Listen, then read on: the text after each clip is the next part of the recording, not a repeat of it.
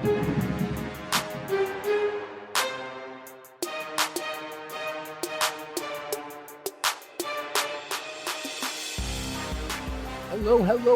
everybody, and welcome back to Brainstorm Brewery. I'm Corbin Hostler, joined, as always, by my co-hosts, Jason Alt and DJ Johnson. How you guys doing tonight?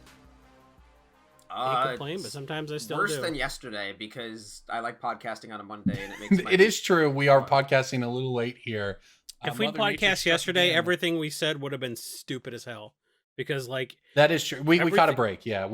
Everything we talked about yesterday, we were like speculating, and then they're like, no, you're wrong about everything, and now we know. Yeah. For everyone at home, we were looking at the Rosewater spoilers yesterday, or the teasers for Zendikar Rising, and we wanted to go through and try to guess at some of them. But then my power cut out during a storm, and then my office did some more flooding during a storm. It's really not been a great 24 hours around here at the Hostler household, but we're back to you on a Tuesday night to record, getting this out to you in just a couple days. And as it turns out, it worked out because we got all kinds of information about Zendikar Rising and all kinds of previews. And we want to jump and information about like 17 more sets. Yeah, no kidding. Let's jump in at the top though. Let's talk Zendikar Rising. Expeditions are back. New art. So this is honestly, this is the thing I like most. I love expeditions. I was working on a collection of all of them. And now I see that I've got a lot more work to do, given how many more fetches there are. I don't like that they call them expeditions. Why not? Because they're not distributed in the same way that expeditions work. Yeah, I was actually curious about that. They're box toppers. These are box toppers. Okay. They're not, So there's zero chance of pulling them from a booster pack? Unless it's a VIP pack? You can get the foil ones from collector boosters.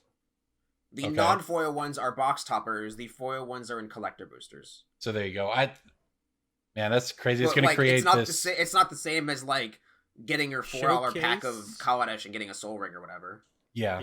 Well, and one of the interesting things is one of the reasons I liked collecting the expeditions, besides the fact I just kind of naturally had accumulated a bunch and then kind of made it a goal, is that they got to be a great investment, right? You park your money into $100 cards. That seems great.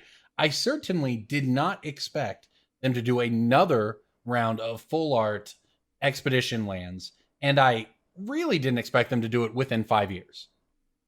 So I don't know what that means financially. I expected them to do a masterpiece in every set, and then for us to get sick of it.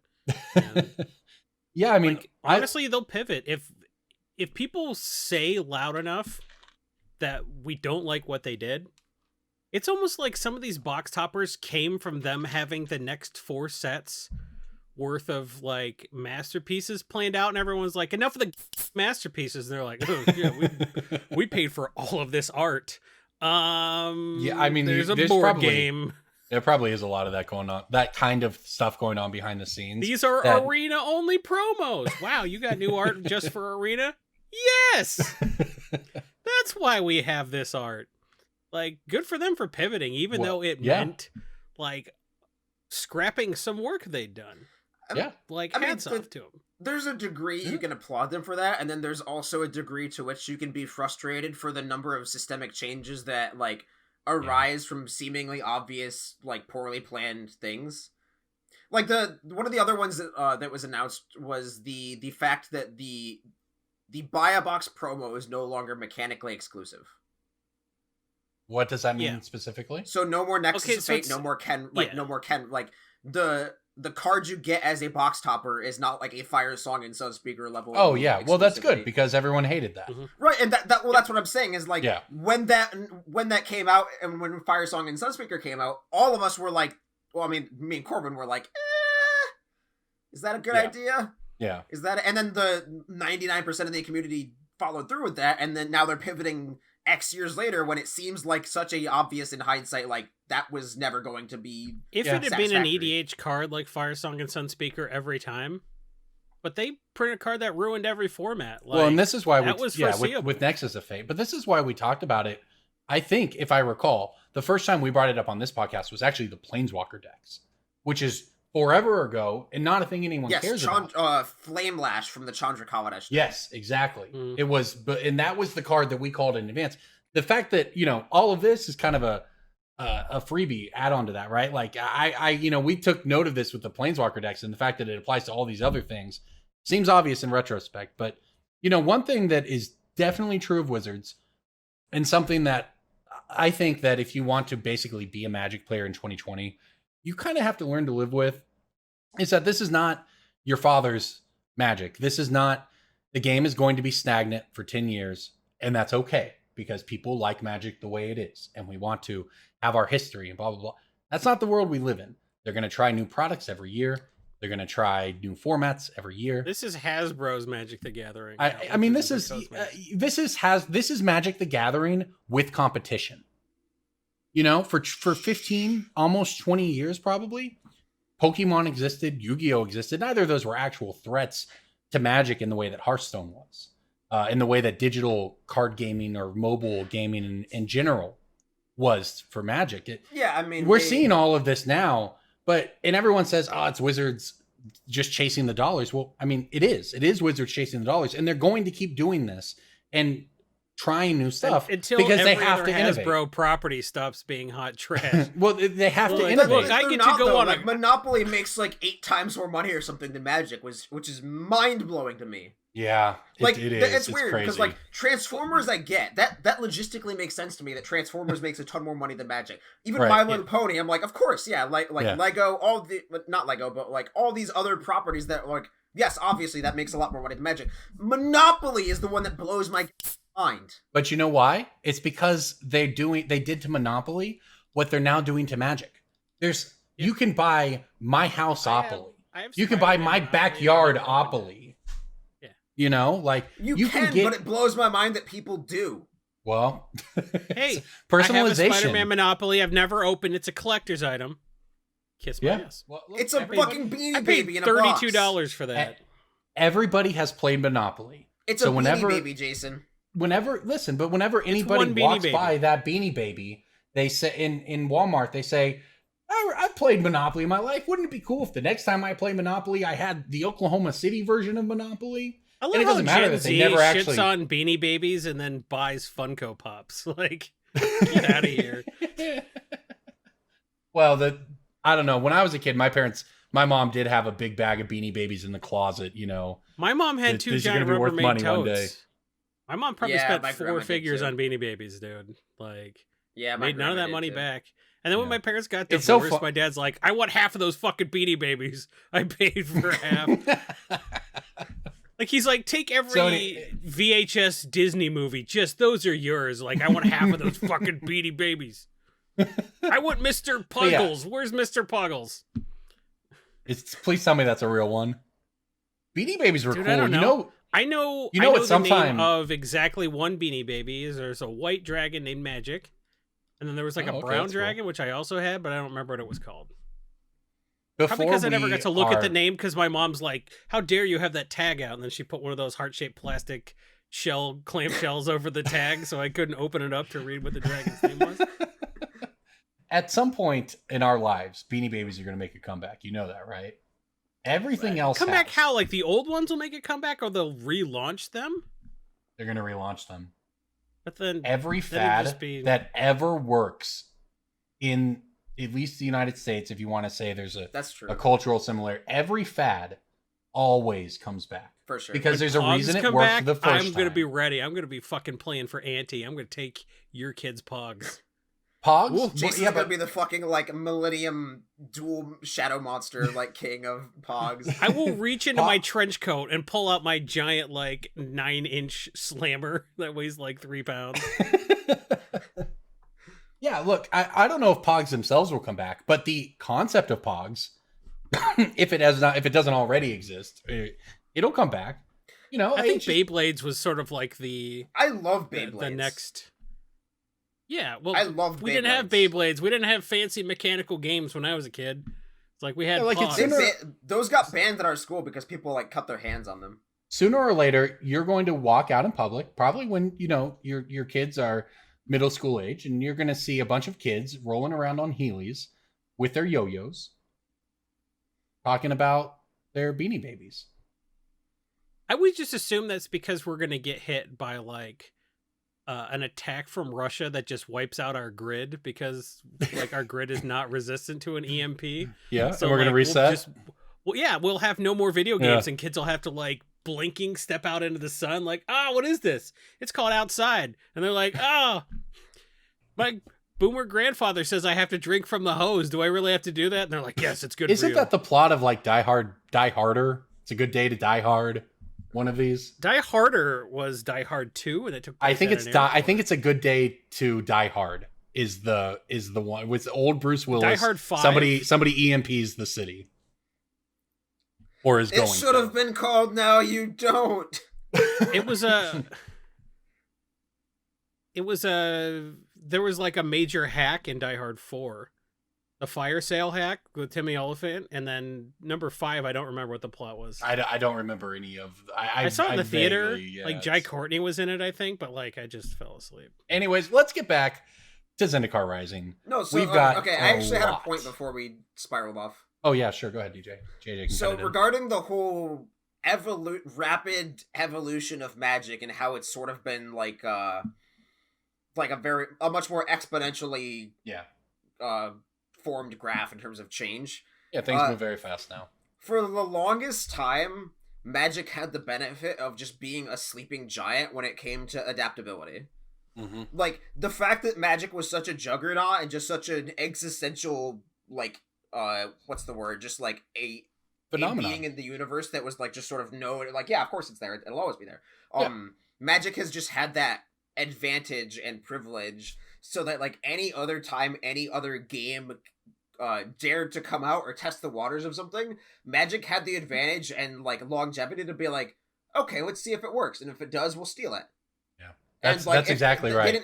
They never had to risk their chips or like put in any sort of significant investment towards a vehicle of change because like they didn't have to make that like risk based decision of like, oh, artifact petered out and died, cool, we don't have to copy their anything about their model. Hearthstone, like 4 years later, Hearthstone's still around, oh cool, let's start working on Arena. Like they just had that ability, and now with as the amount of competition towards Magic scales upward with like Runeterra, with like what's the one, like Gwent, like all these other card games that you've never heard of, and you've never heard of them for a reason. Like as all these evolve and come out, like that's why Magic has to pick up the pace. Right. And the thing is, those games can survive in this digital landscape.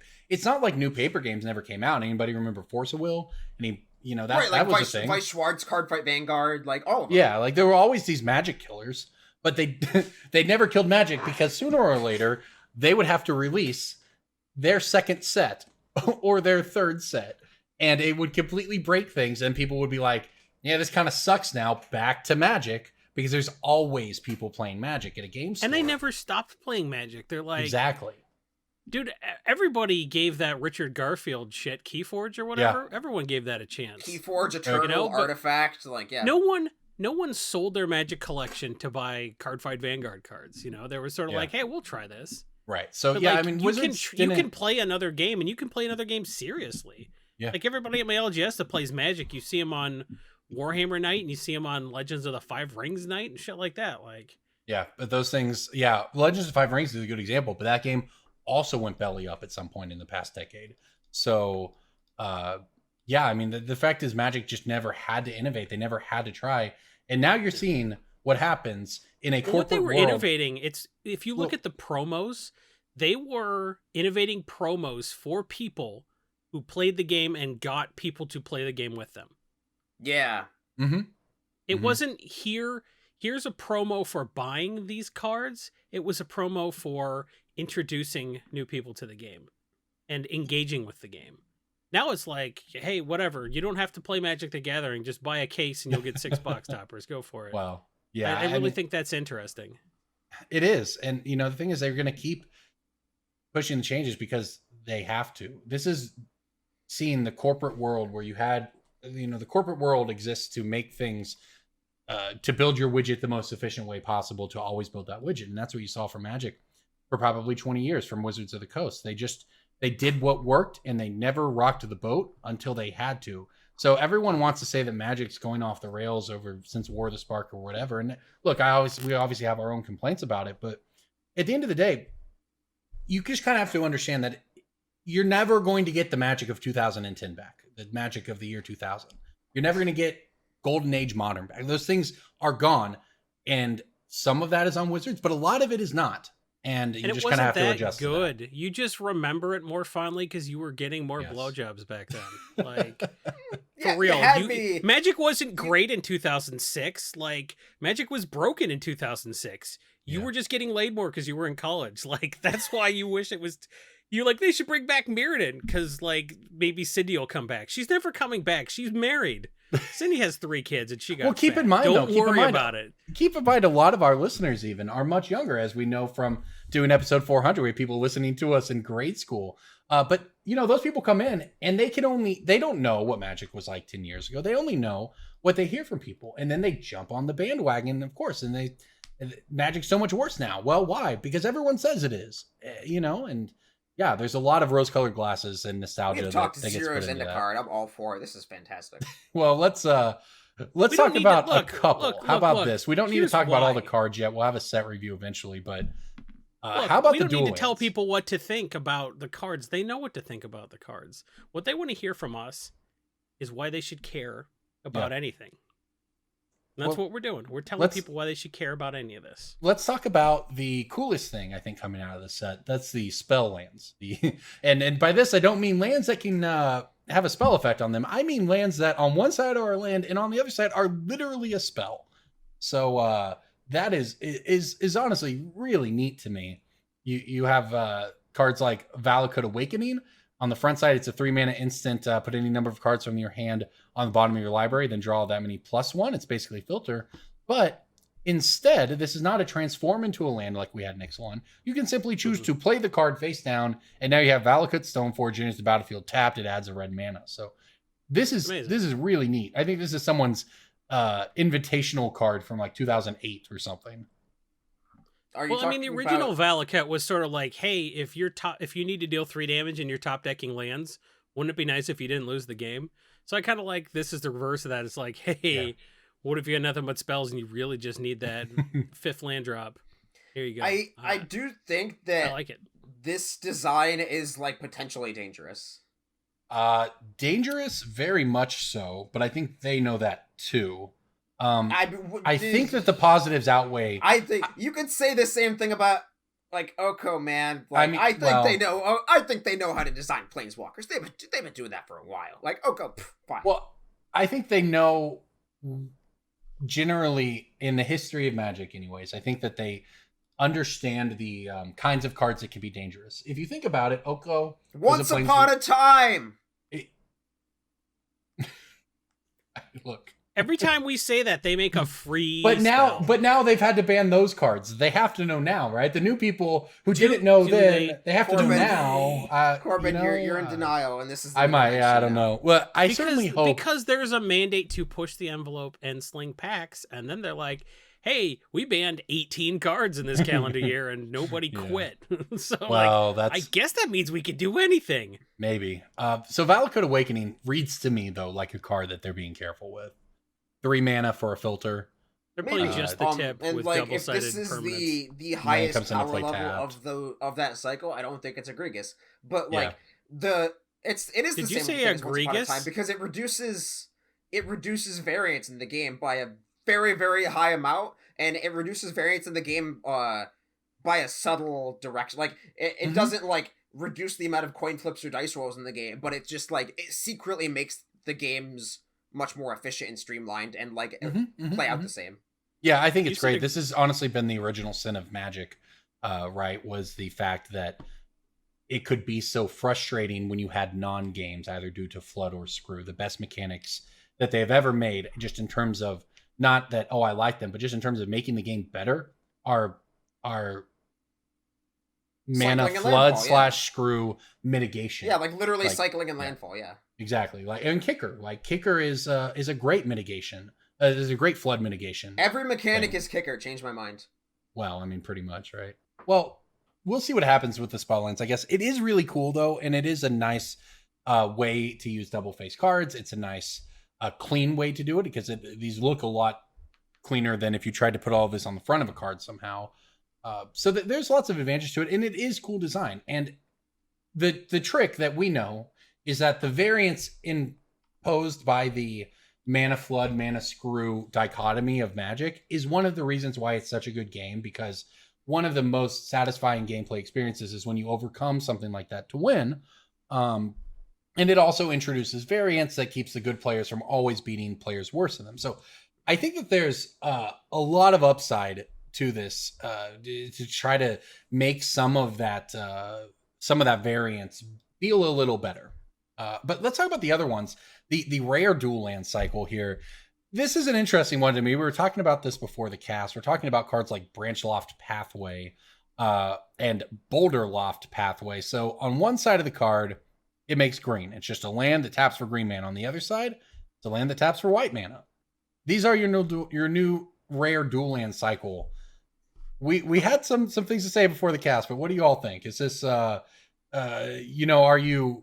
whelmed are you by this? Underwhelmed, overwhelmed, cool, not cool? I like them fine. Yeah, they're fine. For two reasons.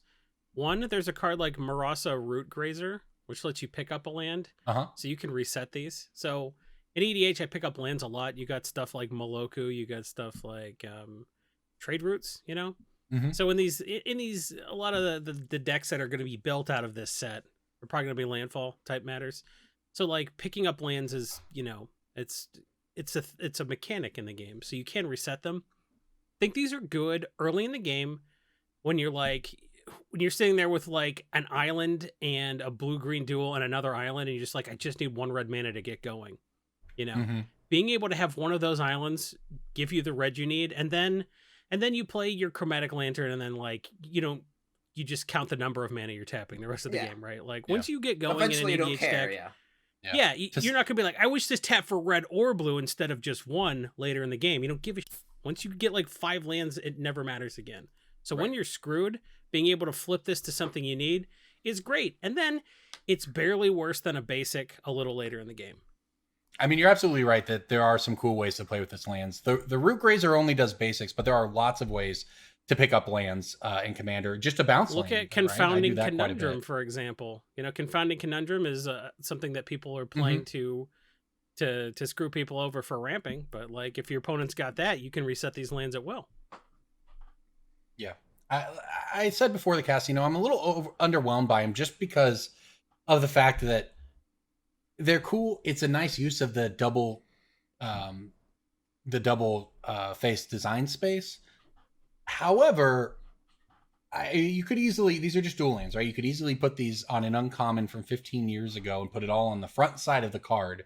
When it comes into play, choose a color. It taps to add 1 mana to that color. I think something like this would never come into play untapped. No, I agree. It would not necessarily. I mean, so it's they're cool though. I mean, it's a cool design. I would have expected. I don't think they quite live up to the land cycles we got in the original Zendikar. They don't have to. I mean, the not power every of land cycle. Zendikar is not. Yeah, I mean, you're right. Look, you're absolutely right. Yeah, but like, not every land cycle has to knock something out of, like, it doesn't have to go back 5 years. It only has to go back 1 year. Right? I like to like my closest this isn't going to be better in Modern than the lands we have in Modern, and that's fine. My closest comparison for these is the Shadows over Innistrad cycle, where you're like, this is fine. I think that's good. Yeah, and nobody's just fine. playing them unless they're like a buck. And like, sometimes people put them in an EDH deck because they were in their trade binder and they're building the deck. But like, I don't know. I would have maybe liked to see them. It's fine for a land to be $5 when you're playing it in a buck later. Who gives you? Like, these are fine. Maybe I would have liked them more at uncommon because but it is a really nice use of the design space. So they look pretty cool in that. Last block we had triomes that you were complaining were overloaded. I know.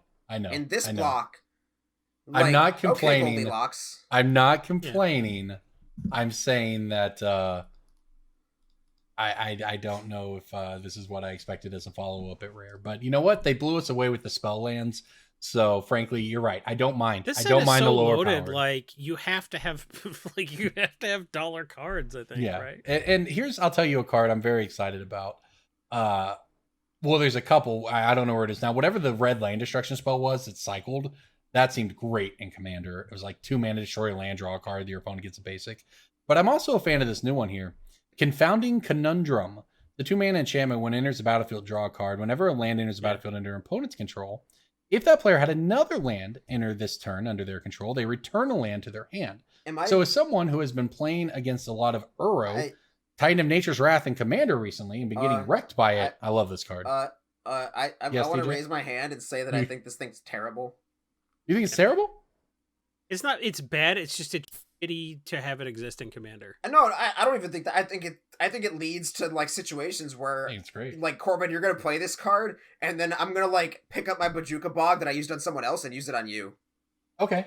Does that mean you're not putting 45 lands into play with Uro against me? I think Because that's what I think keep there's a losing chance to, that so by I'm the down. time you draw this, I'll already have 45 lands in play.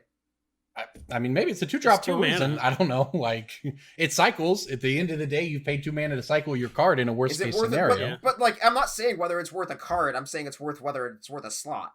I keep losing to Uro decks. I keep every poopy blue-green deck is the exact same kind of poopy blue-green. They draw cards, they ramp their lands, and then they cast giant spells and draw more cards, and you can't beat them. You can't play fairly against blue-green and Commander. It just has the best of everything.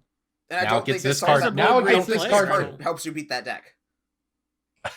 Played against, I don't want to hear one more person say this card should be white. I'm just saying. I played It against a should be lot of white. Uro. Oh yeah, certainly, because white is famous for returning permanents to other players' hands. Idiot! Like, what are you talking about? I played a lot. I think It's that, it's I like think the the 2-mana landfall player enchantment. can abuse this card a lot. We're talking about like Commander though, right? Yes. Like I'm not worried about what their landfall ability is. I'm worried about them having 45 mana.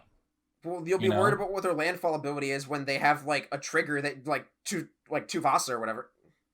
Is that Tuvasa? Not Tuvasa. What's the? I'll tell you the actual landfall. The actual landfall Tatiova? creature. Listen, the actual landfall creature I keep losing to is the 6-mana one that makes 4/4s. But the answer is always the same. You're still going to need a Wrath. So I don't know. Look, all I'm saying is I used to play the 2-mana Overburden, I believe it was, for the same reason. I just couldn't keep up with blue-green decks doing blue-green things. And this is the only card I've seen in quite some time that makes me optimistic it's even got a shot. So we'll see. Guess I could what? be wrong. Guess how you fight this? You fight this with shit the landfall decks were already running. You fight this with Burgeoning. You fight this with Sakura Tribe Scout. Like, you fight this by just putting into play on their turn. or just And, you I play would 4 play lands a turn Stranglehold cycle. 100 times before I play this card. yeah. And red is a weaker color than blue. I play I'm Stranglehold saying already. this just makes your burgeoning better, is all this does. So like it's cool that they like tried, but really I was already playing all the cards that like get me around this. So if Yeah. a landfall player wants to landfall, they're gonna. So Do you I feel really the same want to way. devote a slot in your deck I'm not worried about the landfall, guys. to I'm like worried about pants the a 40 red white mana. player for playing a fetch land and needing to crack it that But turn? they can That's tap funny. the land in response to the trigger, and then make more mana anyway. I mean, it's a card. It is what it is. It's just, as someone who keeps losing to specifically the card Uro, Titan This of card Nature's feels Wrath. like Enchanter's Bane solves enchantment decks. No, it doesn't. They kill you. No one's looking at this card to solve anything. It's just a tool. I Like don't I think said, it's a I was very playing effective tool at all. Maybe. You're a Like I tool. said, I was playing Overburden. It's better than Overburden. It cycles. It is better than Overburden, and I like Overburden. Exactly. I like tectonic instability, and I can't play it. Like Is there that are certain cards that I can't play because they're like, 75-cent guy really got us with tectonic instability. I'm like, can't play that on webcam with my face showing. So like, I can't play cards I like sometimes. It's fine. There you go. Well, we'll have lots more to talk about with Zendikar. But No, one no, more. no, At you least got one your more for card, each of us. I What get do my y'all? card. Yeah, that's what I'm saying. What do you want to talk about? I finally get to be like the sage monk who's been like I get to be Jason. I get to be the Jason. I get to be the go on. Jason because I get to be the hipster of rogues now.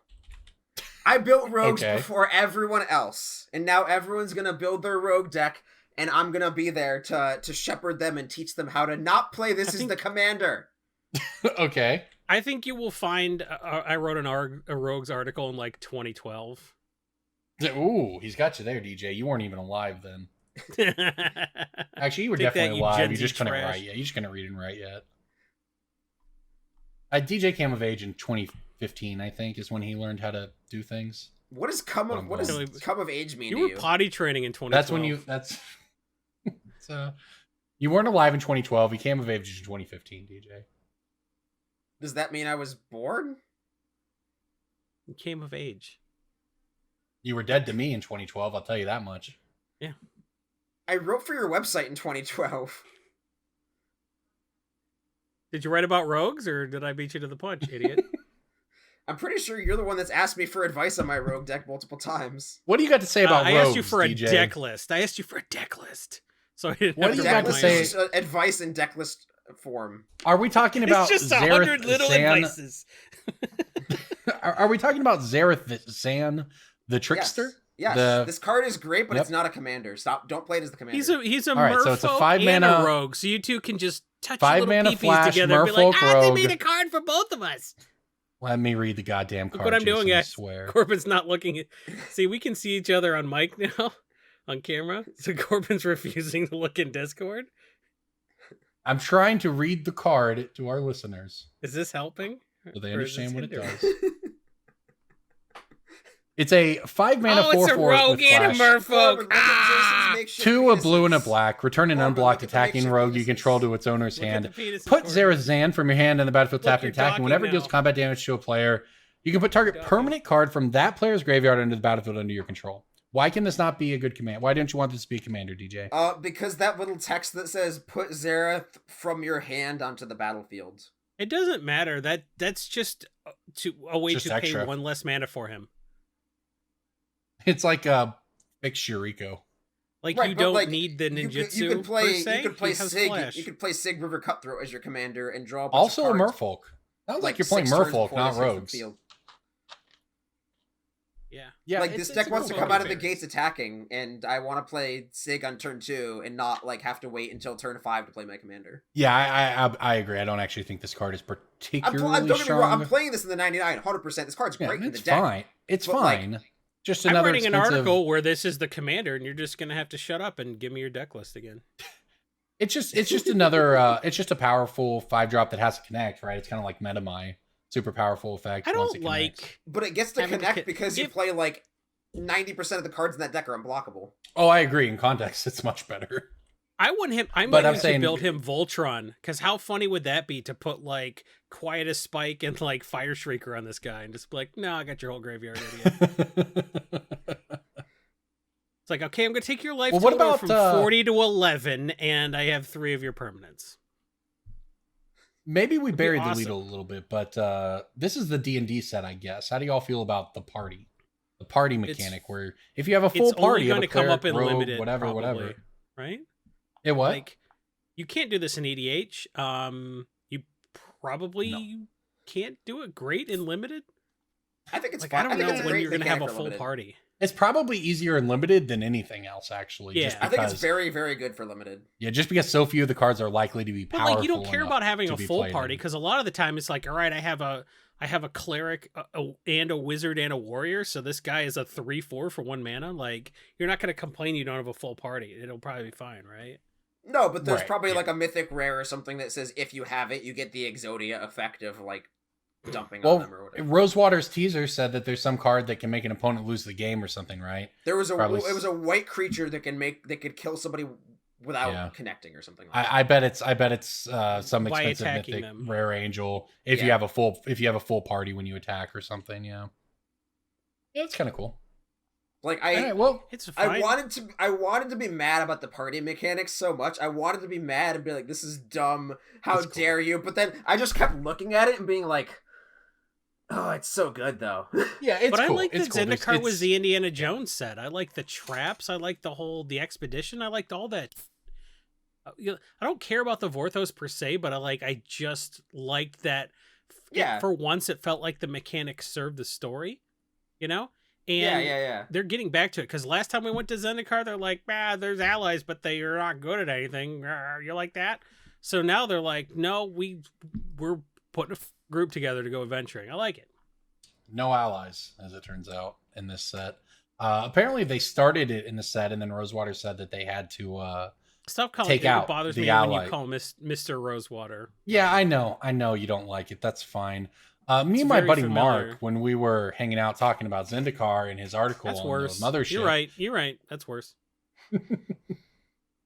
he said that they actually had ally at the beginning and then removed ally for a variety of reasons. That it mostly didn't work with the party mechanic, which is too bad. But the party mechanic is actually pretty cool.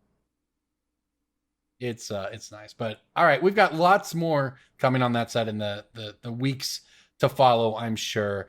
Let's do instead our budget segment, sudden substitution. All right, so our sudden substitution this week, the expensive commander card we're looking to give some budget options for, is Vorinclex, Voice of Hunger. It is an absurdly powerful card, but also a pretty expensive one at least $30 these days. So if you're interested in doubling your mana or shutting down your opponent's mana, Jason, where would you start?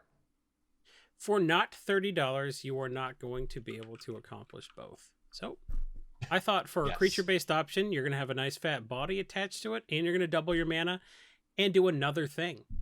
That other thing won't be shutting their mana down, but it will be introducing the Monarch mechanic into the game. What? Let's look at Royal Behemoth, as I like to call him, from Conspiracy. Regal Behemoth is quite the card. The Monarch. He makes you the Monarch, and then somebody can take the Monarch from you. So, like, hey, you're drawing cards. Whenever you tap a land for mana, while you're the Monarch, add 1 mana of any color to your mana pool. Introducing the Monarch mechanic to the game makes people attack each other, which makes those big, dumb, like, board states where no one wants to attack go away. I think there's a certain amount of, like, politeness. We're like, oh, I'm playing with new friends. I don't want to hit somebody for no reason, which is why people roll dice. They're like, oh, I have to attack. The dice made me hit you. Just swing. He's the Monarch. Hit him in the face. Take the crown back. Double your mana. Regal Behemoth accomplishes a lot of things. And for years on this podcast, I'm like, why is this card still $1.30? I don't get it. I don't understand anything about MTG Finance. I suck at this. This card should be $5 by now. It's still $1. I don't understand. I'm going to sell all the copies I bought. So it got there. Vindication. All right. It's much cheaper than Vorinclex, and you should probably take a look at it because it does 3 things. Yeah, I'll jump in next. I've got an old one here, a throwback, an Ice Age card. Ritual of Subdual. So this is a pretty crazy card. The first time it was ever cast against me at a commander table, I was just like, what the heck? This card is $1. It's very cheap. What it does, it's a 6 mana green enchantment. It has cumulative upkeep of 2. It says all mana producing lands produce colorless mana instead of their normal mana.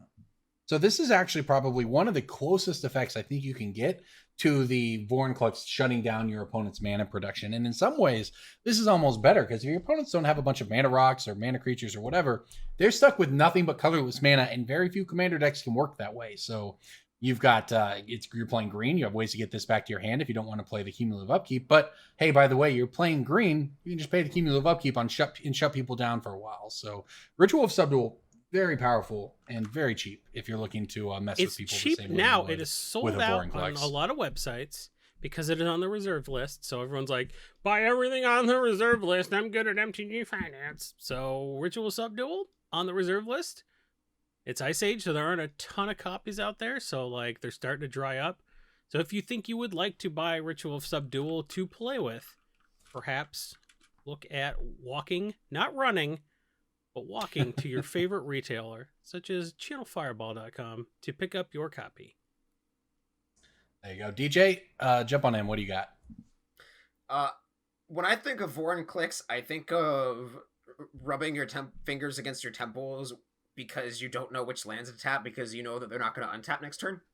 There's a lot of mana doublers in the game. There's a lot of options you can choose for that. But for making it so your opponents are frustrated when it comes to tapping their permanents, I like Freyalise's Winds. This is another Ice Age card. It's a green enchantment for 4 mana. Whenever a permanent is tapped, put a wind counter on it. Permanents with wind counters on them do not untap, but they instead remove all wind counters from those permanents. So you can't. Gotta love Ice Age. You can't do proliferation shenanigans with this because all the counters go off at once.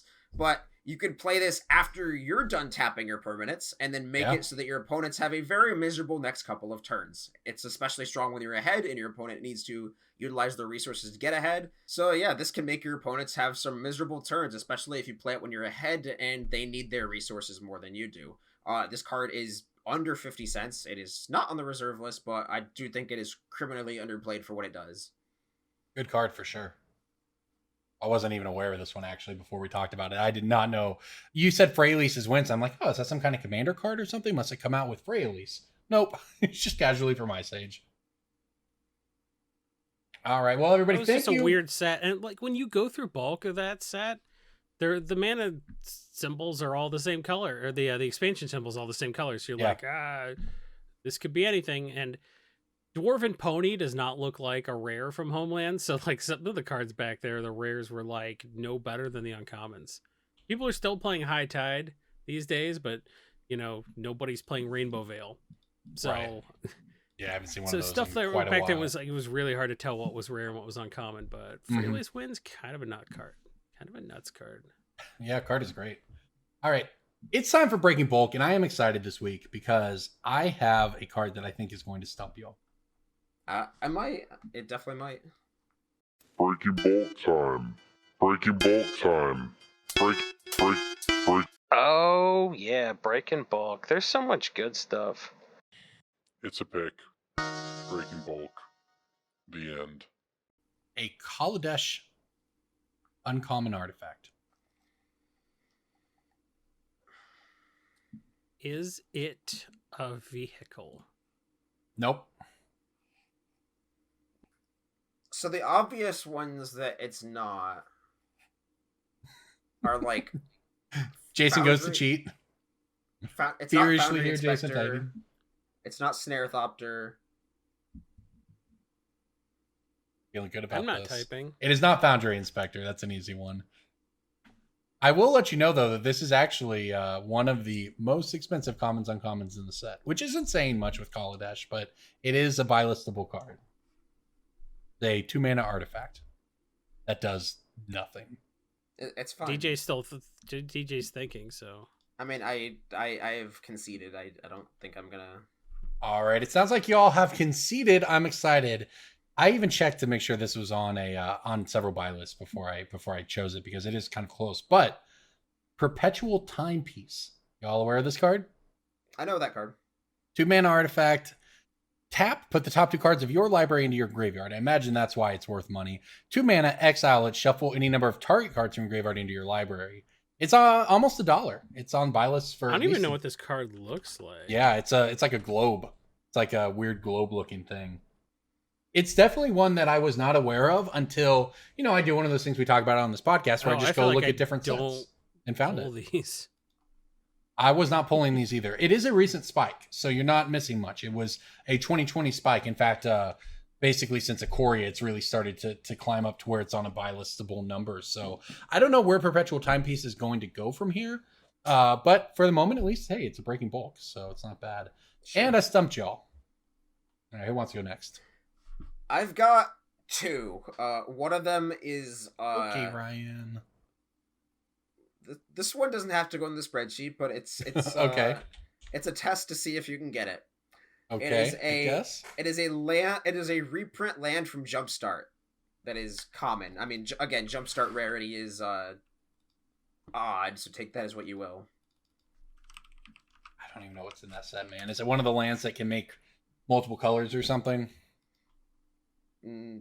No, I do not know Jumpstart offhand. That's for sure. It is a anything from reprint. there yet. It is a very. Let me see how many reprints this card has, because it's a lot. This card has 25 reprints.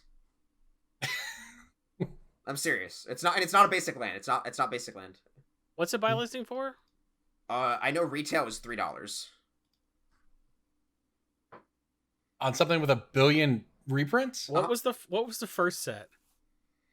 I don't know Time what's Spiral. in 1 billion reprints. I don't know what has 25 reprints in this set. Is it a? It's a land, you said? Uh-huh. Do they have Terramorphic Expanse in the set? Evolving Mhm. Wilds? What You got lands it. are in this? It's This Gotta be is the Terramorphic. only art with Terramorphic Expanse that is super cool looking, and it's $3. Jesus. All right. let me find. Oh, it's this. the new Jumpstart one where they. It's the new art for okay. Terramorphic Expanse. All right, this actually is cool art for what it's worth. I can get behind this. Every Yeah, What's other the $3 art for other- because no Terramorphic one has any Expanse- Jumpstart. It's $3 for Right, the same reason Tiny but it will Bones still is be 75. not bulk. But it'll still be bulk when when there's millions of copies out there. Not bulk, you mean? That it'll still be not bulk when there's tons Yeah. of copies out there. I it won't be mean, I think I $3, agree. but you'll still pick this. You'll never Yeah, see because one if of these people in your play life. it and People play it seen and more- it's a different art. I've never. I have held more copies of Splendid Genesis in my hand than I've held of this art of Terramorphic. Me too, actually. Because the second wave isn't here. Like the second Jumpstart wave isn't here yet. I mean, look, if I come across this in bulk, I will certainly pick it. It's a good one to know for anybody out there with Jumpstart. But like after 24 printings of Terramorphic Expanse, it's very easy to have the Oh yeah, the heuristic of like it's a Terramorphic Expanse. Okay. yeah, it's a good one. I like that. I like that. Jason, what do you got? But I don't love investing in these for like the same reason I don't like people like, what basic land should I buy? I'm like, they will make a better basic later. So Well, that is true. like it's so like pull these for sure, but like You just buy list them. You just move on. I'm and not buy saying list you them. buy Yeah. this version of Terramorphic Expanse. I'm saying you certainly pull it. that's not Yeah. what this game is about. This game is about holy shit, that's $1, and that's in Apparently my that collection. Apparently that one's I should 3. stop complaining about not having the money to afford a card because I just found $301 cards in here. All right. Speaking of $1 cards, here is a card that is buy Sure. listing for nearly $2. But it is Great not a rare. transition. It is All right. a blue uncommon enchantment from Tempest. From Tempest? I don't know what that coastal Tempest. piracy is from. Is it coastal piracy? Coastal Piracy. Coastal is Piracy not from- was Mercadian Mask, which Yeah. was 2 years Okay. after Tempest? Been 3 tired. years after Tempest? Tempest? I don't even know what blue cards are in Tempest. Is this Rishin Cup purses and stuff? Is it that set? No, That's that was also Mercadian Mercadian Masks. Masks. I don't know. It's I the just crew know of that the Tempest Weatherlight. has Corbin's like, every crew of the Weatherlight set is the same to me. Tempest Could be Tempest, could be has Stronghold, could Reflecting be Pool, Exodus. What's that? Reflecting Pool and Wasteland. That's the only thing you need to know from Tempest. Oh, that's not true. that- Allurin? I assume there's more cards. than that. Allurin, Money. propaganda. I haven't picked any Earthcraft, Legends bulk Intuition, recently. Scroll Rack, Ancient Tomb, Humility. No, those are all pretty Jet good cards. Look, Medallion. I don't have any. Jet I don't have any idea what's in sets back then. I pick cards. I know how to pick cards. I know the cards worth money. But since I I wasn't wore there, I just couldn't tell. I just have no frame What do of you mean reference for since those you sets. weren't there? I didn't play like. That's Oh no. Guys, Well, I DJ, one stumped of us. ya. Look, man, one of us sits and buys cards for 12 hours a day. Like, come on. I obviously don't And I have. bet DJ doesn't the- know that you should offer $2 on Steel Artifact from Tempest. There you go. Or Steel Enchantment. Shit, Steel Enchantment. I Man, didn't know I- that was a I- pick. This actually is thought that was Tempest. a rare. You don't Steel- because Steel you don't have a Enchantment? gold Tempest symbol. Yeah. Gain control of Enchanted Enchantment for 2 blue. Pretty good. Pretty good. Yeah. Buy agreed. listing for $2. Nutso. That's what I've been doing lately because like EDH rec data hasn't changed because no one's registering decks, I guess, or like everyone's building Golos. I just go check buy lists and see what like really sticks out to me from old sets. And hey, if you got a bunch Yeah. of Tempest bulk, pull out those Steel Enchantments when you're pulling out all the other crap. The Marble Titans and the Chaotic Goos and Flickering Wards and Trade Wind Riders and Counterspells and Cold Storages. Just a couple. Sounds like not a bad set for bulk. That's for It's sure. a good set. There's a ton of stuff by listing for $1 and up. And if you really don't want to like go through and really get that granular and pick through it all, why don't you just throw everything in a box and send it to our sponsor, channelfireball.com, with their new, hey, throw a bunch of shit in a box, buy a listing policy. What you do is you go and you put stuff in a box and then you put Channel Fireball's name on that box and you put some stamps on it. You put it in the mail and they're like, oh, what is all this? Oh, and then they're like, you know what? I'm a Channel Fireball employee and I'm highly trained and I'm happy to sort this stuff for you and tell you exactly what it's worth. So they will go through and they'll set, sort, and alphabetize the stuff for you. And they will take a little bit off the top for their trouble and you will still get a bunch of money for an unsorted box of stuff that you didn't want. Everybody's happy. Channel Fireball can sell that stuff for a little bit more with the store credit you get from being a Channel Fireball Premium. What's it called, Corbin? Pro. Pro. That was Channel pretty good. Fireball Pro. You get that store credit and you can buy those cards that you sent in. And you're happy because you don't have to do literally any work. You just put all the stuff in a box and hope it didn't shift around and bend too much. And then you go to the post office. You're like, can I send this? Or like, yes, absolutely. Thank God you're here. They are taking our sorting machines out and throwing them in the alley as we speak. We're down to one sorting machine. Let's get a label And his on name that is right Craig, now. and he's not doing a good job. Yeah.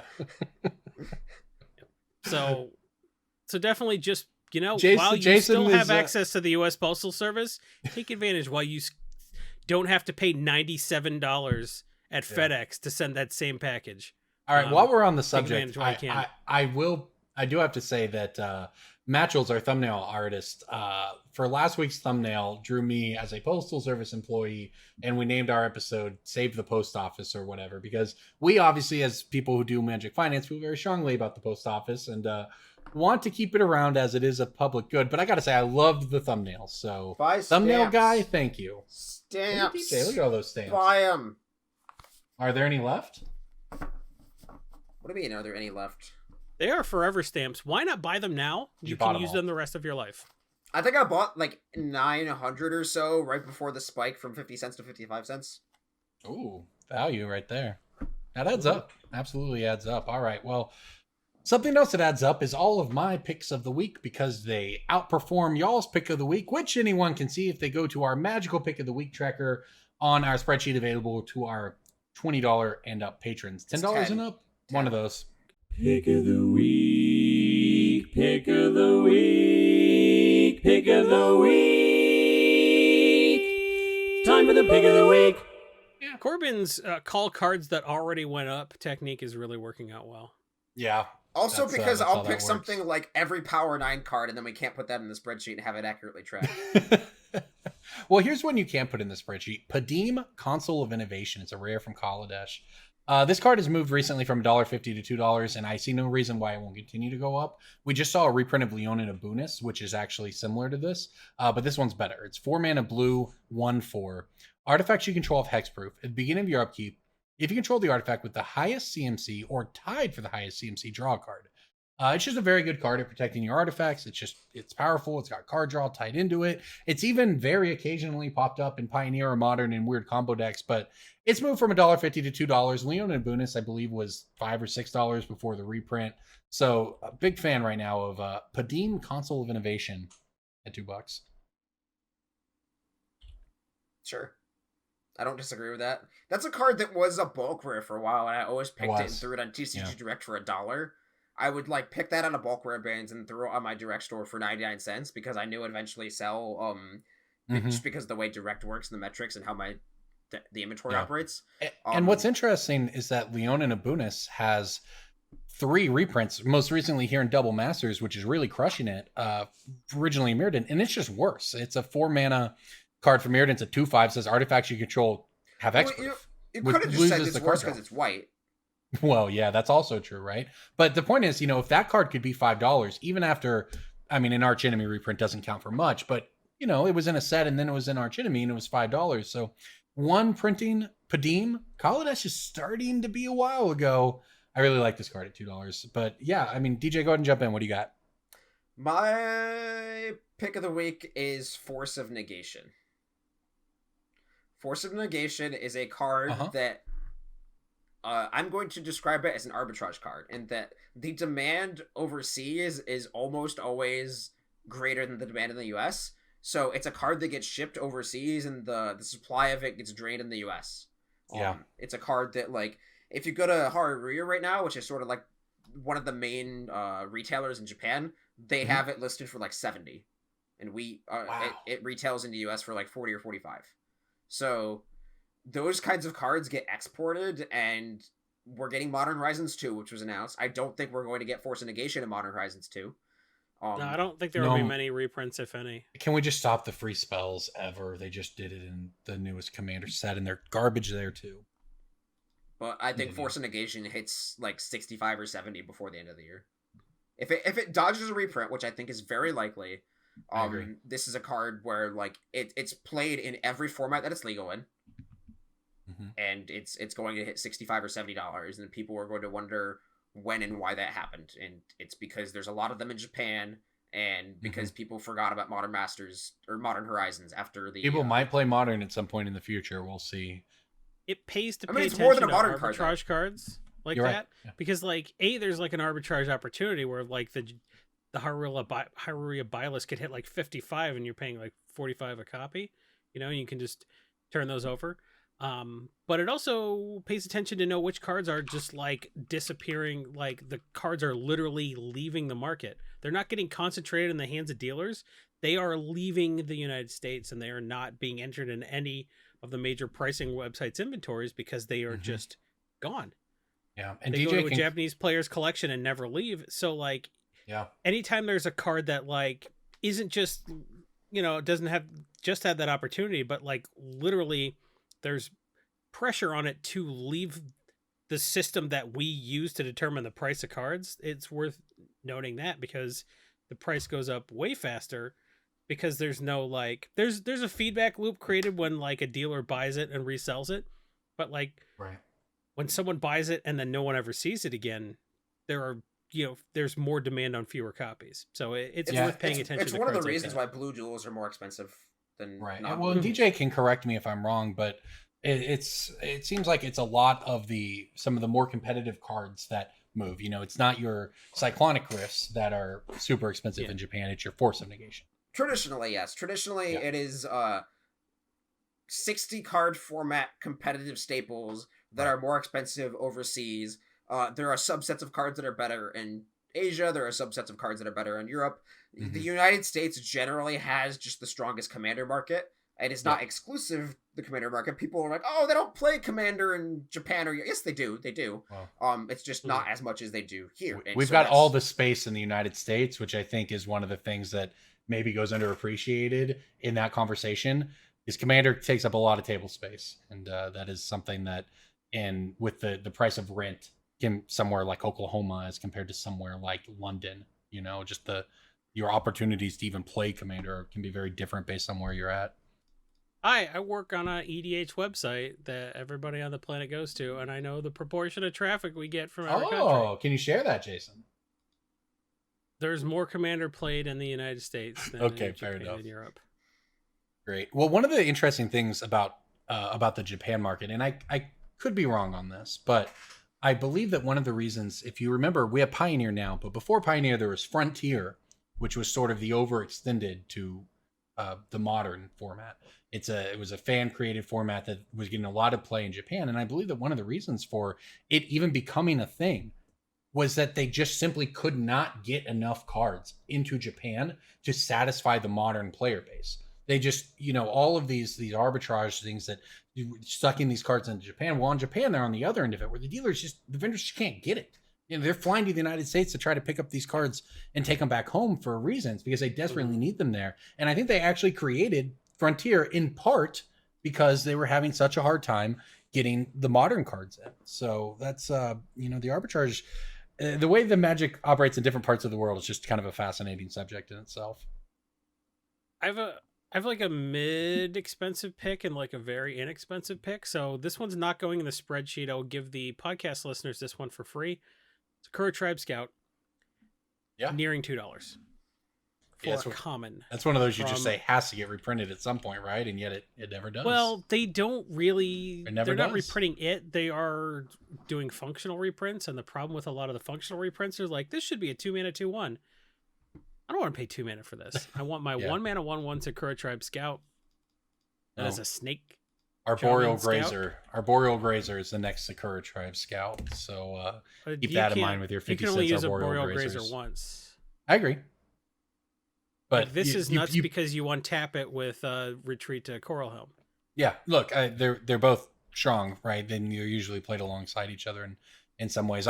Sakura Tribe Scout is a very powerful card. This was the backbone of your modern Primeval Titan decks for a very long time with your Amulet Bloom and so on. So like you can do your Confounding Conundrum bullshit all you want, but I'm just going to stack landfall triggers, just putting that same land back into play and untapping Scout with a Retreat to Coral Helm. Retreat to Coral Helm, by the way, the foils are under $2, I think, right now. So that's another free pick of the week. I like Sakura Tribe Scout a lot. There is an elf that's also a 1 mana 1/1 that does the same thing. I run them both. I'm even running the 2 mana 2/1 from Dominaria, but I would like to not have to. And I'm kind of thinking that I'm just going to run Marasa Root Grazer in that spot now that I have access to White in my Omnath deck, so that'll be good. My real pick of the week that's going in the spreadsheet. The spreadsheet being the document that our patrons who go to patreon.com/BSB and give us $10 a month, which is as little as $2 or $2.50 per episode. They will have access to that on Monday or I guess Tuesday night when we record the cast, and everybody else will have to wait until the cast goes live to hear our picks of the week and our breakings bulk. So having access to that information several days early can sometimes be the difference between paying the pre-spike and post-break price, especially on a card like this, which is going up very rapidly. Horn of Greed is reprinted in Conspiracy Take the Crown, but it was originally in Stronghold, a set that Corbin thinks had pirates in it. So these are like reprinted in Conspiracy Take the Crown, which was a while ago, and Stronghold, which is a very long time ago. And they're about $5 no matter what. Like all the copies are, around that $5 level. This is a card that's flirted with 10 in the past. Mm-hmm. I think with a landfall set, with some landfall commanders people were already enthusiastic about, I think Horn of Greed just goes up on principle. Wouldn't be surprised if it happened this week. So Horn of Greed is my pretty safe. Put this in the spreadsheet pick. But if you listen to the cast, I like Foil Retreat to Coral Helm wherever you can find them. Foil Retreat got up to $15 or something stupid when people were playing that Nightfall deck in Modern, which I don't deck, think will happen again. I believe that deck, it's not legal in Pioneer. I don't think Knight's legal in Pioneer. But Knight of the Reliquary is a card that could get reprinted at any time and then immediately slot into Historic or Pioneer with Retreat to Coral Helm. Or any card like Knight, Yeah. So, could be real cool. Yeah, card's great. So, I like Horn of Greed, but I like Foil Ruin Ghost. I like Foil Retreat. I like all the kind of enabler stuff. You can find a Foil Sakura Tribe Scout, go to town. Like, that kind of stuff. Like, the non-foils are just, it's like an uncommon from a fairly recent set. Like, let's not go nuts. Like, there's millions of copies to soak up. But, like, on a foil, yeah. If you want that foil to play with, do not delay. Don't wait until everybody else gets the full set spoiled and then starts to mentally build their deck and then goes on to Archidect and then he uses Archidect's clipboard to buy the cards. Just don't wait for that to happen. Just get the stuff you think you're going to want now. Lock it in. Ruin Ghost, baby. It's Ruin Ghost is a nice one. We've never played White Landfall. We're like, what? White Landfall? Did they have white creatures with landfall abilities? Ruin Ghost is another card that combos with Retreat. You just untap the Ruin Ghost and tap the land you flashed out. So infinite landfall triggers. You did it. All right. Well, there you go. All right. Anything else y'all want to touch on before we get out of here this week? Okay, well, that's that. Make sure, everybody, to check us out on YouTube. You can go to youtube.com/Brainstorm Brewery. Click that bell icon. Get some notifications. We are streaming there at least every other week. We're looking at moving to once a week, bringing you Magic and other games with the three of us if you want to hang out. We will be playing with our $40 patrons if you're interested. That is a perk available at that level. We're going to play we'll play some webcam EDH with you. We'll play some Fall Guys with you. Whatever you want, we're interested. We'll play whatever game you want. Well, maybe within limits. I don't want to we'll play whatever game, huh? And then we end up in some creepy mansion, and it's like, we'll play the most deadly game. My butler's been murdered. That sounds kind of fun, right? I guess. That sounds fun in theory, but it's no, it's not a murder mystery. I'm actually nuts, which is why I give a podcast $40 a month. I'm crazy. I'm very terrible with my money. I need my butler's insurance money to continue to pay for all the Patreons to which I subscribe. Why are you talking like that, by the way? Seems fine to me. This seems like a solid plan, honestly. Yeah. All right. Well, we'll get working on that. Until then, everybody, thank you so much for listening to Brainstorm Brewery. Please check out our sponsor channel, Fireball. You can check out our Patreon on YouTube as well. We will see you next week.